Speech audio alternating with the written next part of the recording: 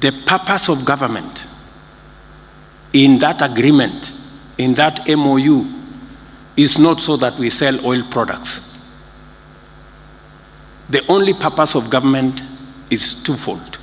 Number one, to guarantee international oil companies that they can extend product to Kenya for 6 months, and that after 6 months, we're going to pay. And we have kept our part of the bargain. We have made sure that they are paid their money by the oil marketing companies in Kenya. Number two, we gave them the guarantee that dollars will be available for them. The government of Kenya was going to make sure. We have made sure that that is the case. The rest is private business. The international oil companies sell fuel directly to oil marketers in Kenya. The government of Kenya is not a broker. The government of Kenya is not in between. So the entire process is private sector led, private sector driven between international oil companies and our oil marketing companies in Kenya. Our business as government is to underwrite that this transaction will not go haywire, that the credit facility extended to us, the government of Kenya, will backstop. And it is not for me to say it is working or not. I want to challenge the speculators and the agents of the cartels to go and speak to the oil marketing companies in Kenya, to go and speak to the players in Kenya, instead of the speculation, rumor mongering, scamming that is going on. I want to assure them that the fishing they are doing for a scandal in this administration, they are not about to succeed. They can speculate, imagine, dream about a scam. That is how far they can go. I am very clear in my mind, and I want to tell the country, we will make sure that we do the right thing for Kenya. We will live within our means, and we will make sure that we transform the country in a manner that our nation becomes sustainable. I had many people discussing about the dollar compared to the Kenya shilling. I am not going to do what was done the last 2 years, to use our foreign currency, close to $2 billion, to keep an artificial rate of the Kenya shilling. It has costed us an arm and a leg. That we will not do. We will make sure that this is a liberal economy. We will do what we have to do to export more, to export labor, to export more products, to manufacture more, so that we can strengthen our shilling. We are not going to strengthen our shilling artificially by propping it up using our foreign currency reserves.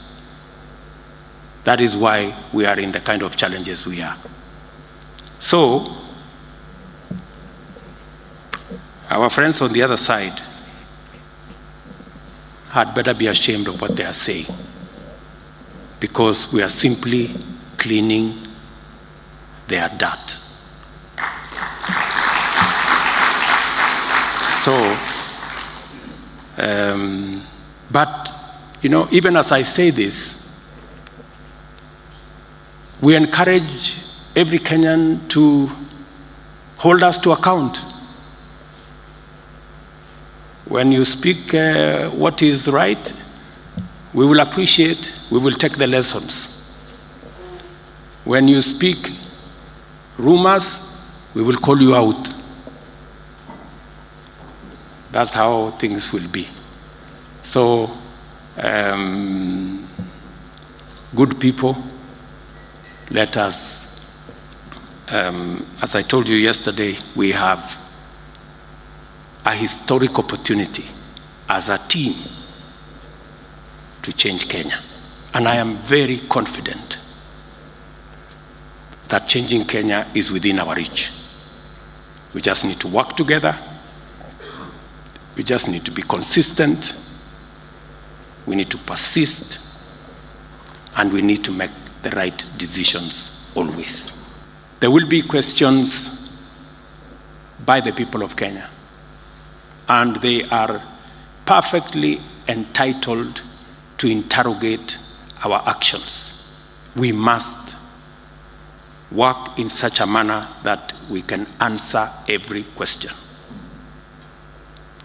For example, I am very happy that when the opposition is asking us about the G2G petroleum engagement, we can confidently tell them all the documentation is public. All the agreements are public. Say without fear of any contradiction that this whole exercise, before even I took the oath of office, the leadership of all oil marketers came to see me, and they were stranded, looking for dollars from corner to corner. In fact, there was stock out in many parts of Kenya. The petrol stations were, many petrol stations were closed.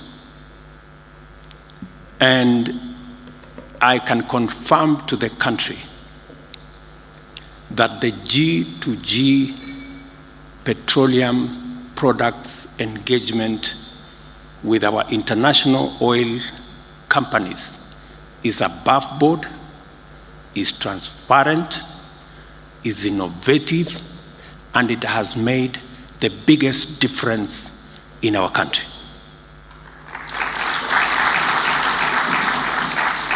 If we hadn't been innovative, we would have driven the country in the direction that was going then, of more subsidies, greater debt, more confusion, and the whole of that space.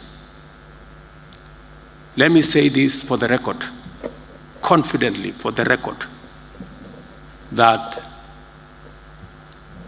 the purpose of the G2G agreement, the government to government, and I have talked to MBS and MBZ, the two leaders of UAE and Saudi, and they have gone out of their way to support our country.